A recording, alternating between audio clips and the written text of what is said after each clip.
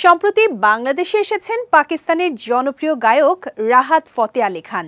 23 December BPL টি-20 music ফেস্টে গান গাইবেন তিনি।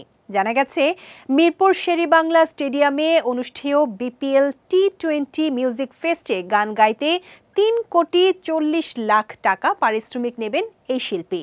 BCB পরিচালনা পর্ষদ এরই মধ্যে রাহাত ফতে আলী খানকে এই টাকা দেওয়ার সিদ্ধান্ত অনুমোদন দিয়েছে। বিসিবি সভাপতি ফারুক আহমেদ বলেন, বিপিএল মিউজিক ফেস্ট উপলক্ষে ঢাকা, চট্টগ্রাম ও সিলেটে অনুষ্ঠেয় 3টি অনুষ্ঠানের জন্য টাইটেল স্পন্সর স্বত্ব কিনেছে মধুমতি ব্যাংক। এই বাবদ বিসিবিকে তারা দেবে 4 কোটি টাকা, যার প্রায় পুরোটাই যাবে রাহাত ফতে আলীর পেছনে।